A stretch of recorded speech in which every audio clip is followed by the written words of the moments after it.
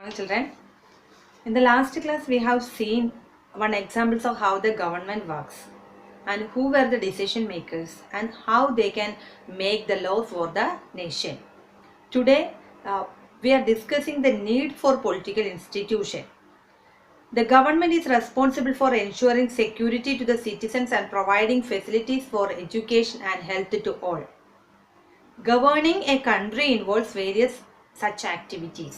That is, our government have so many activities want to do for the people, and one of the important activity they can done for the people is that they ensuring security to the citizens. Citizensന്റെ securities ഉറപ്പുവരുത്തുക, രാജ്യത്ത് അവർ സുരക്ഷിതരാണെന്നുള്ള കാര്യത്തിൽ ഉറപ്പുവരുത്തുക. And providing facilities for education and health for all, എല്ലാവർക്കും എഡ്യൂക്കേഷനും അതുപോലെ ഹെൽത്ത് ഫെസിലിറ്റിയും ഉറപ്പാക്കുക. ഇതാണ് ഏത് രാജ്യത്തെയും ഗവൺമെന്റിന്റെ പ്രധാനപ്പെട്ട എയിം എന്ന് പറയുന്നത്. It collects taxes and spends the money that's raised on administration, defense and development programs. Where they get money for starting or doing these activities. അവർക്ക് എവിടെ നിന്നാണ് പണം കിട്ടുന്നത്? ഗവൺമെൻറ് എവിടെ നിന്നാണ് ഈ പണമൊക്കെ ലഭിക്കുന്നത്? അതായത് ഹെൽത്ത് ഫെസിലിറ്റീസ് വരുത്തുക, ജനങ്ങളുടെ വെൽഫെയർ നോക്കുക, എഡ്യൂക്കേഷൻ ഫെസിലിറ്റീസ് കൊണ്ടുവരിക, സെക്യൂരിറ്റി പ്രൊവൈഡ് ചെയ്യുക. ഇതിനൊക്കെ വേണ്ടിയിട്ട് പണം എങ്ങനെയാണ് ഗവൺമെൻറ്റിൻ്റെ മെയിൻ ആയിട്ടുള്ള ഇൻകം എന്ന് പറയുന്നത് എന്താണ്? Taxes. People, it is a compulsory payment from the പീപ്പിളിൽ നിന്ന് കമ്പൽസറി ആയിട്ട് ഗവൺമെൻറ് കളക്ട് ചെയ്യുന്ന പേയ്മെൻ്റ് ആണ് ടാക്സസ് എന്ന് പറയുന്നത്. ഈ ടാക്സസ് ഗവൺമെൻറ് ജനങ്ങളുടെ വെൽഫെയർ ആക്ടിവിറ്റീസ് അതിന് വേണ്ടിയിട്ടാണ് യൂസ് ചെയ്യുന്നത്. അതിൽ മെയിൻ ആയിട്ടുള്ളതാണ് അഡ്മിനിസ്ട്രേഷൻ നന്നായിട്ട് കൊണ്ടുപോവുക, then defence, development programmes adopt ചെയ്യുക. ഇതിനെല്ലാം ഉള്ള ഇൻകം എവിടെ നിന്നാണ് ലഭിക്കുന്നത്? ടാക്സിൽ നിന്നാണ്. It formulates and implement several welfare schemes. Some persons have to take decision on how to go about these activities. Others have to implement these decision. If dispute arise on this decision or in their implementation, there should be someone to determine what is right and what is wrong. അപ്പം അങ്ങനെ ഒരു പ്രോഗ്രാമുകൾ adopt ചെയ്യണമെങ്കിൽ some person have to take decision on how to go about these activities. അപ്പം കുറച്ച് പേര് ഈ programmes ഒക്കെ അല്ലെങ്കിൽ ഇംപ്ലിമെൻ്റ് ചെയ്യുന്നു, വെൽഫെയർ സ്കീം ഇംപ്ലിമെൻ്റ് ചെയ്യുന്നു, കുറച്ച് പേര് ഇത് workout ചെയ്യിപ്പിക്കുന്നു.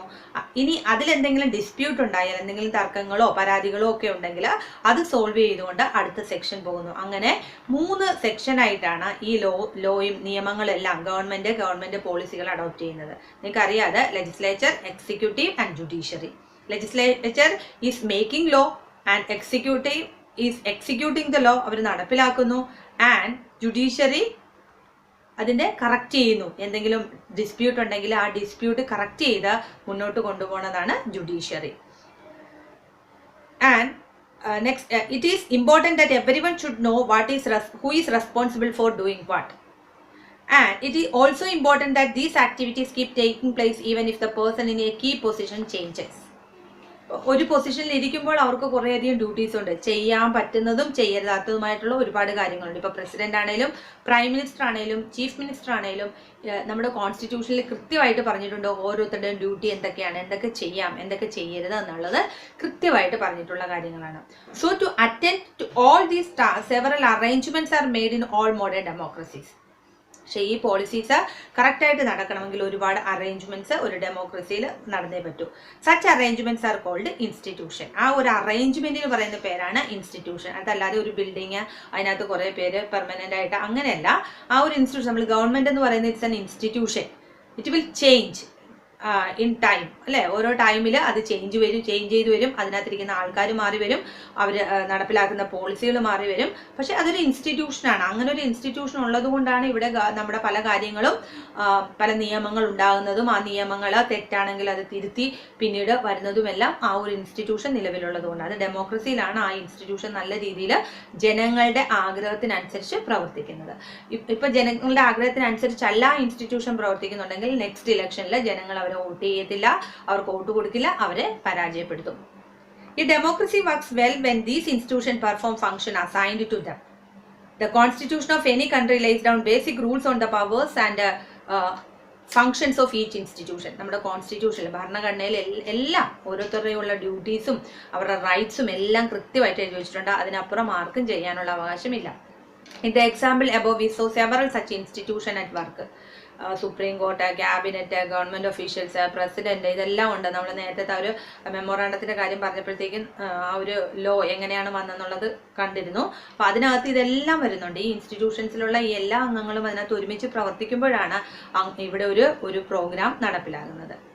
The Prime Minister and the Cabinets are institutions that take all important policy decisions. അപ്പം ആരാണ് ഏറ്റവും മെയിൻ ആയിട്ട് പോളിസികളെല്ലാം എടുക്കുന്നതിനുള്ള മെയിൻ ആയിട്ടുള്ള ആൾ ആരാണ്? The prime minister and the cabinet. Cabinet ministers എന്ന് പറയുന്നത് പ്രൈം മിനിസ്റ്ററിനോട് ഒപ്പം മേജർ ഡിസിഷൻസ് എടുക്കാനായിട്ട് തിരഞ്ഞെടുക്കപ്പെട്ട ഏറ്റവും പ്രധാനപ്പെട്ട കുറച്ച് ആൾക്കാരാണ് അല്ലെങ്കിൽ വ്യക്തികളാണ് ക്യാബിനറ്റിൽ വരുന്നത്. അല്ലാതെ എല്ലാവർക്കും ഇവിടുന്ന് തിരഞ്ഞെടുക്കുന്ന എംപിമാരെല്ലാം അല്ലെങ്കിൽ മിനിസ്റ്റേഴ്സ് എല്ലാം ക്യാബിനറ്റ് മെമ്പേഴ്സ് ആവത്തില്ല. ക്യാബിനറ്റ് എന്ന് പറയുമ്പോൾ അതിനകത്ത് ഉയർന്ന നേതാക്കന്മാര് പ്രൈം മിനിസ്റ്ററിനോട്. അപ്പൊ ആ ക്യാബിനറ്റ് ഒരു തീരുമാനം എടുത്തു കഴിയുമ്പോഴാണ് ബാക്കി പിന്നെ രാജ്യസഭയ്ക്കും ലോക്സഭയ്ക്കും എല്ലാം ആ തീരുമാനങ്ങൾ വിട്ടുകൊടുക്കുന്ന അവിടുത്തെ അംഗീകാരവും വന്നതിന് ശേഷം ആണ് അവസാനം അതൊരു നിയമമായിട്ട് മാറുന്നത്. The civil servants working together are responsible for taking steps to implement the minister's decision. ഇനി ക്യാബിനറ്റ് മിനിസ്റ്റേഴ്സ് എല്ലാവരും ആ ഒരു ഡിസിഷൻ എടുത്തു കഴിയുമ്പോൾ ആ സിവിൽ സർവീസിൽ വർക്ക് ചെയ്യുന്ന ആൾക്കാർ ആ നിയമങ്ങൾ ഒരുമിച്ച് working together and they are responsible to taking steps to implement ministers decision. അവർ മിനിസ്റ്റേഴ്സിന്റെ ഡിസിഷൻ ഇംപ്ലിമെന്റ് ചെയ്യാനായിട്ട് തയ്യാറാവും. Supreme Court is an institution where the dispute between citizens and the government are finally settled. എന്തെങ്കിലും ഒരു dispute ഉണ്ടെങ്കിൽ അത് finally സെറ്റിൽ ചെയ്യുന്നതാണ് ആര്? Supreme court. ഇന്ത്യയിലെ ഏറ്റവും ഉയർന്ന കോർട്ടാണ് സുപ്രീം കോർട്ട്. അങ്ങനെ ഇപ്പൊ ജില്ലയിലാണെങ്കിൽ ജില്ലാ കോർട്ട് ഉണ്ടാവും. അത് കഴിയുമ്പോൾ അവിടെ അത് അതിനുള്ളിലെ ചെറിയ പ്രശ്നങ്ങളാണ്. പിന്നെ സ്റ്റേറ്റിന്റെ പ്രോബ്ലംസ് ആണെങ്കിൽ അത് സ്റ്റേറ്റിന്റെ കോർട്ടുണ്ട്. നമ്മുടെ സ്റ്റേറ്റിന്റെ കോർട്ട് എന്ന് പറയുന്നത് ഹൈക്കോർട്ടാണ്. അതുപോലെ ഇന്ത്യയിലെ മുഴുവനായിട്ടുള്ള സ്റ്റേറ്റ് ടു സ്റ്റേറ്റ് തമ്മിലും ഗവൺമെന്റ് ടു സിറ്റിസൺ തമ്മിലും ഒക്കെ ഉള്ള പ്രോബ്ലംസ് ഫൈനലി സോൾവ് ചെയ്യുന്നതിനാണ് സുപ്രീം കോർട്ട് ഉള്ളത്. Working with institution is not easy. Institution involves rules and regulations. This can be by the hands of leaders. Institutions involve meeting, committees and routines. അപ്പം അവർക്ക് meeting ഉണ്ട്, committees ഉണ്ട്, routines ഉണ്ട്. അങ്ങനെ പല കാര്യങ്ങൾ അവർ ആ പല ഫംഗ്ഷനിലൂടെയാണ് ഗവൺമെന്റ് കടന്നു പോകുന്നത്. This often leads to delays and complication. അതുകൊണ്ടാണ് ഒരു നിയമം നടപ്പിലാകാനായിട്ട് കുറച്ച് ഡിലേ വരുന്നത്. ഭയങ്കരമായിട്ടുള്ള താമസമൊക്കെ വരുന്നത് അതുകൊണ്ടാണ്. Therefore, dealing with institution can be frustrating. One might feel that it is much better to have one person take all decisions without any rules, procedures and meetings. ഒന്ന് ആലോചിക്കുക, അയാളുടെ ഇഷ്ടത്തിനനുസരിച്ച് മറ്റുള്ളവർ ഒരു തീരുമാനവും നടപ്പിലാക്കാതെ സ്വന്തമായിട്ട് ഡിസിഷൻ എടുത്തു കഴിയുമ്പോൾ അത് പലർക്കും അതൊരു ഏകാധിപത്യമായിട്ട് മാറും അല്ലെ? ഡെമോക്രസിയിൽ അത് നല്ലതല്ല. But that is not the spirit of democracy. Some of the delays and complications introduced by institutions are very useful. They provide an opportunity for a wider set of people to be consulted in any decision. പക്ഷേ ഇച്ചിരി time എടുത്താലും എല്ലാ തീരുമാനങ്ങളിലും നല്ലത് മാത്രമായിരിക്കും അവസാനം വരുന്നത്. അപ്പം ആ സമയം എടുക്കുന്നത് എന്തുകൊണ്ടാണ്? ഒരാളൊരു തീരുമാനം കൊണ്ടുവരുമ്പോൾ മറ്റുള്ളവർ അതിനകത്ത് തെറ്റ് ചൂണ്ടിക്കാണിക്കുന്നു, അത് കറക്റ്റ് ചെയ്തു വരുന്നു. അങ്ങനെ കറക്ഷനും പിന്നീട് അത് പുതിയ നിയമമായിട്ട് അങ്ങനെ പല രീതിയിൽ വന്നാണ് ലാസ്റ്റ് ആകുമ്പോഴാണ് അതൊരു ഫൈനൽ ലോ ആയിട്ട് നിയമമായിട്ട് പുറത്തു വരുന്നത്. അപ്പോൾ അതിൻ്റെ കറക്ഷൻസ് എല്ലാം അവിടെ കംപ്ലീറ്റ് ചെയ്തിട്ടുണ്ടാവും. Institution make it difficult to have a good decision taken very quickly, but they also make it equally difficult to rush through bad decision. That is why democratic government insists on institution. അതുകൊണ്ടാണ് democratic government bad decision ആണെങ്കിൽ അത് മാറ്റണം, നല്ല decision ആണെങ്കിൽ അത് accept ചെയ്യണം. അങ്ങനെ കുറേയധികം ചർച്ചകൾക്കൊക്കെ ശേഷമാണ് ഒരു തീരുമാനത്തിലെത്തുന്നത്. അതുകൊണ്ട് തന്നെ അതിന് ടൈം എടുക്കും. ടൈം എടുത്താലും ഫൈനലി വരുന്നത് ഒറ്റയ്ക്ക് ഒരാൾ തീരുമാനമെടുക്കുന്നതിനേക്കാൾ പലര് ചേർന്ന് അതിലെ തെറ്റുകുറ്റങ്ങളൊക്കെ മാറ്റിയെടുക്കുന്ന ഒരു തീരുമാനമായിരിക്കും. എല്ലാ ജനങ്ങൾക്കും അക്സെപ്റ്റ് ചെയ്യാൻ പറ്റുന്ന ഒരെണ്ണമായിട്ട് അത് മാറും. നെക്സ്റ്റ് ടോപ്പിക് ഈസ് പാർലമെന്റ് മേക്കിങ്ങിൽ ഇൻവോൾവ് ആവുന്നത് എങ്ങനെയാണ്? In the examples of the office memorandum, do you remember the role of the parliament? നമ്മൾ ആദ്യം പഠിച്ച മെമ്മോറാണ്ടത്തിൽ പാർലമെന്റിന്റെ റോൾ എന്താണെന്ന് കൃത്യമായിട്ട് പറയുന്നുണ്ട്. Since this decision was not taken by the parliament, you might think that the parliament had no role in it. അപ്പോൾ parliament ഇതിനകത്ത് ഇൻവോൾവ് ചെയ്തില്ല എങ്കിൽ ഒരു വ്യക്തി തീരുമാനിക്കുന്നു, അതങ്ങ് നടപ്പിലാകുന്നു എന്ന് മാത്രമായിരിക്കും നിങ്ങൾ ചിന്തിക്കുന്നത്. But let us go back to the story and see whether parliament figure in it. Let us recall the points made earlier by completing the following sentence. The report of the Mandal Commission was discussed in the parliament എന്ന് നമ്മൾ പറഞ്ഞിരുന്നു അല്ലേ? മണ്ഡൽ കമ്മീഷന്റെ report പാർലമെന്റിൽ discuss ചെയ്തു. The president of India mentioned in his address. അത് president of India അതിനകത്ത് പാർലമെന്റിൽ അത് മെൻഷൻ ചെയ്തു, അഡ്രസ് ചെയ്തു. The prime minister made a decision. അവസാനം പ്രൈം മിനിസ്റ്റർ അതിനൊരു ഡിസിഷൻ എടുത്തു. The decision was not directly taken by the parliament, but parliamentary discussion on the report influenced and shaped the decision of the government. Parliament അല്ല നേരിട്ട് നിയമം നടപ്പിലാക്കിയത്, പക്ഷേ ആ പാർലമെന്റിൽ ഇതിനെപ്പറ്റി ഡിസ്കഷനും ഡിബേറ്റുകളും ഒക്കെ നടന്നതിൻ്റെ അൾട്ടിമേറ്റ് അതിൻ്റെ ഫ്രൂട്ടായിട്ട് അല്ലെങ്കിൽ അൾട്ടിമേറ്റ് അതിൻ്റെ ഫലമായിട്ടാണ് അതൊരു നിയമമായിട്ട് വന്നത്. അല്ലെങ്കിൽ പാർലമെന്റ് അത് ഡിസ്കസ് ചെയ്തില്ലായിരുന്നെങ്കിൽ ഇപ്പോൾ സപ്പോർട്ടിംഗ് പാർട്ടി കൊണ്ട് ഒപ്പോസിംഗ് പാർട്ടിയും സപ്പോർട്ടിംഗ് പാർട്ടിയും ഒക്കെ അതിനകത്തുണ്ട് അല്ലേ. അപ്പോൾ അവരൊക്കെ അതിനെ എതിർക്കുമായിരുന്നെങ്കിൽ അതൊരു നിയമമായിട്ട് വരികയില്ല. They brought pressure on the government to act on the Mandal recommendation. ഇപ്പോൾ കുറേ പേര് പ്രഷർ ചെയ്തു, മണ്ഡൽ റെക്കമെൻഡേഷൻ കറക്റ്റ് ആണ്, അത് ചെയ്യണം, ഇത്ര റിസർവേഷൻ സീറ്റ് അവർക്ക് വേണം എന്നുള്ളത് കുറേ പേര് റെക്കമെൻഡ് ചെയ്തു. If the parliament was not in favor of this decision, the government could not have gone ahead with it. ഈ പാർലമെന്റിലെ 2 സഭകൾ നിങ്ങൾക്കറിയാം, രാജ്യസഭ ആൻഡ് ലോക്സഭ അല്ലെ, 2 ഹൗസസ് ഓഫ് പാർലമെന്റ്. അവർ അക്സെപ്റ്റ് ചെയ്തില്ലെങ്കിൽ ഗവൺമെന്റിന് ഈ ഒരു നിയമവുമായിട്ട് മുന്നോട്ട് പോകാനായിട്ട് പറ്റില്ലായിരുന്നു. Can you guess why? Recall what you read about the parliament in the earlier class and try to imagine what the parliament could have done if it did not approve the cabinet decision. Why do we need a parliament? But parliament എന്ന് പറയുന്നത് ഒരു democratic ഗവൺമെന്റിൽ വളരെ important ആയിട്ടുള്ള ഒരു institution ആണ്. അപ്പോൾ എന്താണ് അതിൻ്റെ പ്രാധാന്യം? Why do we need a parliament? In all democracy, an assembly of elected representative exercise supreme political authority on behalf of the people. ജനങ്ങൾക്ക് വേണ്ടി ജനങ്ങൾ തിരഞ്ഞെടുക്കപ്പെടുന്ന ഒരു ഗ്രൂപ്പ് ഓഫ് ഇലക്റ്റഡ് റെപ്രസെൻറ്റേറ്റീവ് അവരുടെ ഫങ്ഷൻസ് എക്സസൈസ് ചെയ്യുന്ന ഒരു അസംബ്ലി ഉണ്ട്.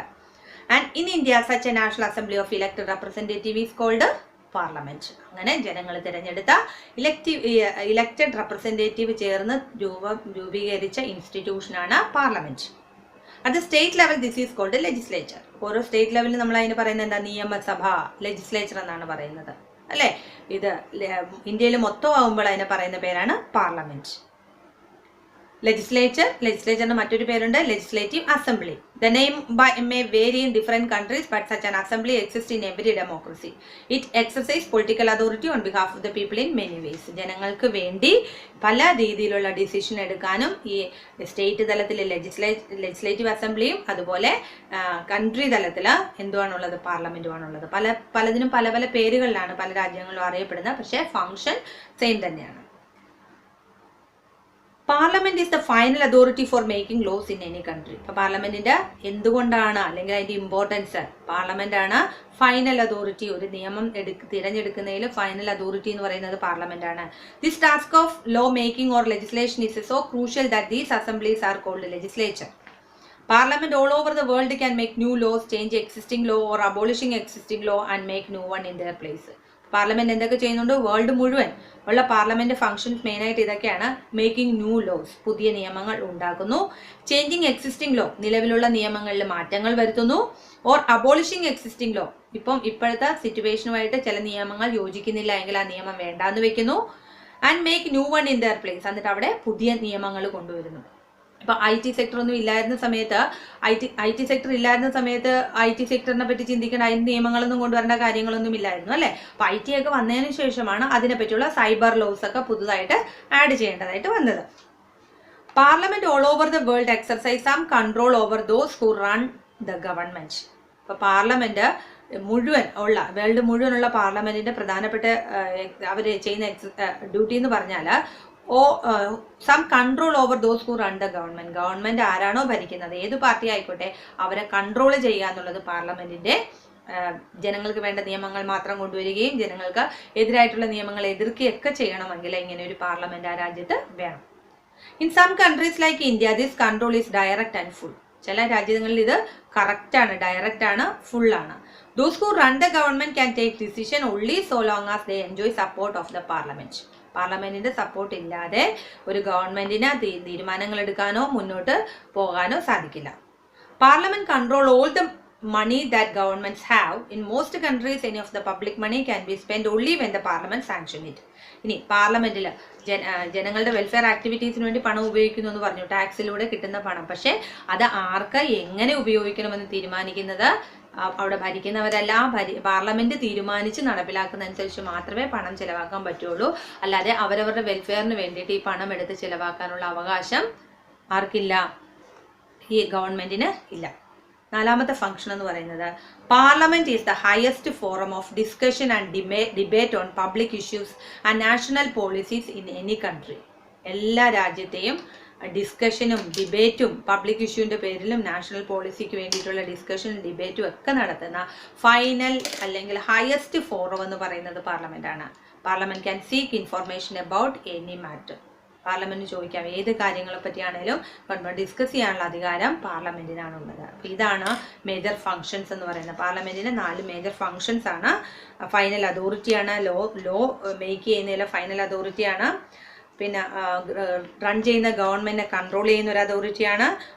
Parliament control all the money that government have. And the fourth one is it is the highest forum of discussion and debate on public issues. These are the main functions of a parliament. And the next is 2 houses of parliament. Which are the 2 houses of parliament? The parliament plays a central role in modern democracy. Most large countries divide the role and powers of the parliament into 2 parts. ഈ parliament എന്ന് പറയുന്ന ഒരു വലിയൊരു institution ആയതുകൊണ്ട് തന്നെ അതിനെ പല പാർട്ടുകളായിട്ട് divide ചെയ്തുകൊണ്ട് അതിൻ്റെ ഫങ്ഷൻസ് വേരി ചെയ്തിട്ടുണ്ട്. And they are called chambers of houses. അതിന് പറയുന്ന പേരാണ് ചേംബേഴ്സ് ഓഫ് ഹൗസസ്. പാർലമെന്റ് തന്നെ 2ആയിട്ടോ 3ആയിട്ടോ ഒക്കെ ഡിവൈഡ് ചെയ്ത് അതിന്റെ പവറുകൾ ഡിവൈഡ് ചെയ്ത് കൊടുക്കുന്നതിന് അങ്ങനെ പറയുന്ന പേരാണ് chambers of or houses. One house is usually directly elected by the people and exercise the real power on behalf of the people. അല്ല, ഒരു ഹൗസിലെ ആൾക്കാർ ഡയറക്റ്റ് ആയിട്ട് ജനങ്ങൾ തിരഞ്ഞെടുക്കുന്ന വ്യക്തികളായിരിക്കും. അവർ ജനങ്ങൾക്ക് വേണ്ടിയിട്ടുള്ള കാര്യങ്ങളായിരിക്കും അവിടെ, അല്ലെങ്കിൽ ജനങ്ങൾ ആഗ്രഹിക്കുന്ന, ജനങ്ങൾ പറയുന്ന കാര്യങ്ങളായിരിക്കും അവിടെ പാർലമെന്റിൽ അവതരിപ്പിക്കുന്നത്. The second house is usually elected indirectly and perform some special functions. The most common work for the second house is to look after the interest of various state, region or federal units. രണ്ടാമത്തെ state എന്ന് പറയുന്നത് രാഷ്ട്രപതി നേരിട്ട് തിരഞ്ഞെടുക്കുന്നു, അല്ലെങ്കിൽ ഈ തിരഞ്ഞെടുക്കപ്പെട്ട ആദ്യത്തെ ഹൗസിലുള്ള വ്യക്തികൾ ചേർന്ന് തിരഞ്ഞെടുക്കപ്പെടുന്ന വ്യക്തികളൊക്കെ ആയിരിക്കും രണ്ടാമത്തെ ഹൗസിലുള്ളത്. അവരുടെ മെയിൻ ഫംഗ്ഷൻ എന്ന് പറയുന്നത് പല സ്റ്റേറ്റിന്റെ ജനങ്ങളുടെ അല്ല, പല സ്റ്റേറ്റിന്റെ ഫങ്ഷൻസ്, അവരുടെ ഇൻട്രസ്റ്റ് ലുക്ക് ആഫ്റ്റർ ചെയ്യുക, റീജിയൻസിന്റെ ഫെഡറൽ യൂണിറ്റ്സിന്റെ ഒക്കെ ഇൻട്രസ്റ്റ് എന്താണെന്ന് നോക്കി അതിനനുസരിച്ച് തീരുമാനങ്ങൾ എടുക്കുക എന്നുള്ളതാണ്. In our country the parliament consist of 2 houses. It is very important. Our country, our parliament consist of 2 houses. The 2 houses are known as the council of state. Council of സ്റ്റേറ്റിന്റെ മറ്റൊരു പേരാണ് Rajya Sabha. And the house of the people Lok Sabha. തെറ്റിപ്പോകരുത്. Council of State Rajya Sabha and the House of the People Lok Sabha. So the President of India is a part of the Parliament, although she is not a member of either houses. President എന്ന് പറയുന്നത് പാർലമെന്റിന്റെ ഒരു മെമ്പറാണ്, 2 ഹൗസിനും റെപ്രസെന്റ് ചെയ്തുകൊണ്ടുള്ളതാണ്. She is not a member of either house. 2 ഹൗസിലെയും member അല്ല, പക്ഷെ 2 ഹൗസിനെയും റെപ്രസെന്റ് ചെയ്യുന്ന ഒരാളാണ് president. That is why all laws made in the houses come into force only after they receive the assent of the president. അതുകൊണ്ട് 2 ഹൗസിലും എടുക്കുന്ന ഏത് തീരുമാനങ്ങളാണെങ്കിലും പ്രസിഡന്റിന്റെ അംഗീകാരത്തോടു കൂടി മാത്രമേ നിലവിൽ വരികയുള്ളൂ. You have read about the Indian Parliament in earlier classes. From this chapter 4 you know how Lok Sabha elections take places. Lok Sabha election എങ്ങനെയാണ്, M പിമാരെ തിരഞ്ഞെടുക്കുന്ന ഇലക്ഷൻസ് ഒക്കെ അറിയാലോ. ഇന്ത്യയെ പല കോൺസ്റ്റിറ്റ്യുൻസി ആയിട്ട് ഡിവൈഡ് ചെയ്തുകൊണ്ട് ഓരോ കോൺസ്റ്റിറ്റ്യുൻസിയിലും അവർ ഏതൊക്കെ പാർട്ടികളാണോ മെയിൻ ആയിട്ടുള്ളത് ആ പാർട്ടിയുടെ മെമ്പേഴ്സ് നിൽക്കും. ഇത്ര 542 ആണുള്ളത്. അത്രയും അതിൽ ഹാഫ് ഓഫ് ദ സീറ്റിനേക്കാൾ കൂടുതൽ കിട്ടുന്നവരായിരിക്കും മെജോറിറ്റി കിട്ടുന്നത്. ആ മെജോറിറ്റി കിട്ടുന്നവരായിരിക്കും ആ വർഷം ഗവൺമെന്റ് റൂൾ ചെയ്യുന്നത്. ഇനി ആർക്കും മെജോറിറ്റി കിട്ടിയില്ലെങ്കിൽ പലരും ചേർന്ന് ഒരു സഖ്യം രൂപീകരിച്ചിട്ട് അവര് അലയൻസ് ആയിട്ട് അവർ ഭരിക്കും. അതിന് പറയുന്ന പേരാണ് കൊയിലീഷൻ ഗവൺമെന്റ് എന്ന് പറയും, തൂക്കുമന്ത്രിസഭ എന്ന് പറയും. അപ്പം അങ്ങനെയാണ്, അത് നിങ്ങൾ പഠിച്ചിട്ടുള്ള കാര്യമാണ്. Which of the 2 houses is more powerful? ഈ 2 ഹൗസിൽ ഏതാണ് കൂടുതൽ powerful? In might appear that the Rajya Sabha is more powerful. For some time it is called the upper chamber. രാജ്യസഭയാണ് മെയിനായിട്ട്, കാരണം സ്റ്റേറ്റിൻ്റെയും ഫെഡറൽ യൂണിറ്റിൻ്റെയും അതുപോലെ പല റീജിയൻ്റെയൊക്കെ കാര്യങ്ങൾ ഡയറക്റ്റായിട്ട് അവർ കൈകാര്യം ചെയ്യുന്നതുകൊണ്ട് രാജ്യസഭയാണ് അവിടുത്തെ ഉയർന്ന സഭ എന്ന് പറയുന്നത്. അതുകൊണ്ട് തന്നെ നമുക്ക് അപ്പർ ചേംബർ എന്ന് പറയാം, അപ്പർ ഹൗസസ് എന്ന് പറയാം. But this does not mean that Rajya Sabha is more powerful than Lok Sabha. എന്ന് വെച്ചാൽ അതിൻ്റെ മോർ പവർഫുൾ ലോക്സഭയേക്കാൾ പവർഫുൾ എന്നല്ല അതിൻ്റെ അർത്ഥം. This is just an old style of speaking and not the language used in our constitution. ശരിക്കും പറഞ്ഞാൽ ജനങ്ങൾ നേരിട്ട് ഡിസിഷൻ എടുക്കുന്ന ലോക്സഭയിലാണ് അല്ലേ, ജനങ്ങൾ നേരിട്ട് തിരഞ്ഞെടുത്ത മെമ്പേഴ്സ് ഉള്ളത് ലോക്സഭയിലാണ്. പക്ഷെ നമ്മൾ അപ്പർ ഹൗസസ് എന്ന് പറയുന്നത് രാജ്യസഭയാണ്. Our constitution does give the Rajya Sabha some special powers over the states, but the most matters the Lok Sabha exercise supreme power. നേരിട്ട് സ്റ്റേറ്റിലെ പല തീരുമാനങ്ങൾ എടുക്കാൻ രാജ്യസഭയ്ക്ക് അധികാരമുണ്ടെങ്കിലും ഏറ്റവും കൂടുതൽ അധികാരം എന്ന് പറയുന്നത് ആർക്ക് തന്നെയാണ്? ലോക്സഭയ്ക്ക് തന്നെയാണ്. Any ordinary law needs to be passed by both the houses. കാരണം എന്താണ്? രണ്ട് ഹൗസ് ഏത് നിയമമാണെങ്കിലും രണ്ട് ഹൗസും അംഗീകരിക്കണം. അത് ലോക്സഭയിൽ കൊടുക്കും, പിന്നെ അത് രാജ്യസഭയെ അംഗീകരിക്കണം, പിന്നീടാണ് പ്രസിഡന്റ് അത് അംഗീകരിക്കുന്നത്. But if there is a difference between the two houses, the final decision is taken in the joint session in which member of both the houses sit together. എന്നാൽ ഫൈനൽ ഡിസിഷൻ എടുക്കണമെങ്കിൽ രണ്ട് ഹൗസസും ഒരേപോലെ, രണ്ട് ഹൗസിലെ members ഒരേപോലെ ഇരുന്നിട്ടായിരിക്കും decision എടുക്കുന്നത്. Because of the larger number of members, the view of the Lok Sabha is likely to prevail in such a meeting. അപ്പോൾ കൂടുതൽ മെമ്പർ ഉള്ളത് ലോക്സഭയിലാണ്, രാജ്യസഭയേക്കാൾ കൂടുതൽ അംഗങ്ങൾ ഉള്ളതുകൊണ്ട് ലോക്സഭയാണ്. അപ്പോൾ ലോക്സഭ കൂടുതലായിട്ട് അംഗീകരിക്കുന്ന നിയമങ്ങൾ മാത്രമായിരിക്കും നടപ്പിൽ വരുന്നത്. മെജോറിറ്റി അവരായതുകൊണ്ട് അവർ കൂടുതൽ പേര് അംഗീകരിക്കണം, എങ്കിൽ മാത്രമേ അത് നിയമമായിട്ട് വരികയുള്ളൂ. Next, Lok Sabha exercise more powers in money matters. Once the Lok Sabha passes the budget of the government or any other money related law, the Rajya Sabha cannot reject it. ഇനി ലോക്സഭയിൽ ഇപ്പോൾ ബഡ്ജറ്റ് ഒക്കെ അവതരിപ്പിച്ച് ലോക്സഭ അത് പാസ്സാക്കിയാൽ രാജ്യസഭയ്ക്ക് അത് റിജക്ട് ചെയ്യാനുള്ള അധികാരമില്ല. അതുകൊണ്ട് അവിടെ ആർക്കാണ് പവർ? മണി മാറ്ററിൽ ലോക്സഭയ്ക്കാണ് കൂടുതൽ പവർ ഉള്ളത്. The Rajya Sabha can only delay it by 14 days or suggest changes in it. രാജ്യസഭയ്ക്ക് ചെയ്യാൻ പറ്റുന്ന ഒരു കാര്യം എന്ന് പറഞ്ഞാൽ അങ്ങനെയുള്ള നിയമങ്ങൾ, മണി റിലേറ്റഡ് ആയിട്ടുള്ള എന്തെങ്കിലും നിയമങ്ങൾ ഒരു 14 ദിവസം വരെ അത് ഡിലേ ചെയ്ത് വെക്കാം. സ്റ്റേ ഒക്കെ ചെയ്യുന്നത് പോലെ സ്റ്റേ ചെയ്ത് വെക്കാം. പക്ഷെ അതിനപ്പുറം രാജ്യസഭയ്ക്ക് അതിനകത്തൊന്നും ചെയ്യാനുള്ള അധികാരം ഇല്ല. The Lok Sabha may or may not accept these changes. Lok Sabha അവർ പറയുന്ന ചേഞ്ചസ് വേണമെങ്കിൽ അക്സെപ്റ്റ് ചെയ്യാം, ഇല്ലെങ്കിൽ accept ചെയ്യാതിരിക്കാം. Most importantly, the Lok Sabha controls the Council of Ministers. ഇനി അടുത്തത് ലോക്സഭയാണ് മിനിസ്റ്റേഴ്സിനെ കൺട്രോൾ ചെയ്യുന്നത്. Only a person who enjoys the support of the majority of the members in the Lok Sabha is appointed the Prime Minister. ലോക്സഭയിൽ കൂടുതൽ അംഗങ്ങൾ തിരഞ്ഞെടുക്കുന്ന വ്യക്തിയാണ്, ലോക്സഭയിലെ എംപിമാർ ഏറ്റവും കൂടുതൽ പേര് തിരഞ്ഞെടുക്കുന്ന വ്യക്തിയായിരിക്കും പ്രൈം മിനിസ്റ്റർ ആയിട്ട് തീരുമാനിക്കുന്നത്. If the majority of the Lok Sabha members say they have no confidence in the Council of Ministers, all ministers including the Prime Minister have to pitch. ഇനി ലോക്സഭ പറയുകയാണ് ഇപ്പം നിലവിലുള്ള പ്രൈം മിനിസ്റ്ററും അദ്ദേഹത്തിന്റെ സപ്പോർട്ട് ചെയ്യുന്ന മിനിസ്റ്റേഴ്സും അല്ലെയും ഇവർക്ക് അംഗീകരിക്കാൻ പറ്റില്ല എന്ന് പറഞ്ഞു കഴിഞ്ഞാൽ എല്ലാവരും രാജിവെച്ച് പുറത്തു പോകേണ്ട ഒരവസ്ഥയാണ്. അതുകൊണ്ട് ലോക്സഭയ്ക്കാണ് കൂടുതൽ പവർ. ഈ 2 ഹൗസസിൽ 2 ചേംബേഴ്സിൽ ലോക്സഭയ്ക്കാണ് കൂടുതൽ പവർ ഉള്ളത്. Rajya Sabha does not have this power. രാജ്യസഭയ്ക്ക് ഇങ്ങനൊരു പവർ ഇല്ല. സ്റ്റേറ്റിന്റെ കാര്യത്തിലും അതുപോലെ റീജിയന്റെ കാര്യത്തിലും ഫെഡറൽ യൂണിറ്റിന്റെ കാര്യത്തിലൊക്കെ ഡയറക്റ്റ് ആയിട്ട് ഡിസിഷൻ എടുക്കുന്നതെന്ന് മാത്രമേ ഉള്ളൂ രാജ്യസഭയ്ക്ക്. പക്ഷേ ജനങ്ങൾ നേരിട്ട് തിരഞ്ഞെടുക്കുന്ന വ്യക്തികൾ ഏറ്റവും കൂടുതലുള്ളത് ലോക്സഭയിൽ തന്നെയാണ്. അതുകൊണ്ട് ലോക്സഭയ്ക്ക് തന്നെയാണ് അവിടുത്തെ ഹൗസസ് എന്ന് പറയുന്നത്. പക്ഷെ നമ്മൾ പണ്ട് തൊട്ടേ പറഞ്ഞു വരുന്നൊരു കാര്യമാണ് അപ്പർ ചേംബർ എന്ന് പറയുന്ന രാജ്യസഭയും ലോവർ ചേംബർ എന്ന് പറയുന്നത്, ലോവർ ഹൗസ് എന്ന് പറയുന്നത് ലോകസഭയുമാണ് എന്നാണ് പറയുന്നത്. പക്ഷെ ഫംഗ്ഷൻ നോക്കിക്കഴിഞ്ഞാൽ ലോക്സഭയ്ക്കാണ് കൂടുതൽ പ്രാധാന്യമുള്ളത്. Okay, next thing we will discuss in the next class. Thank you children, have a nice day.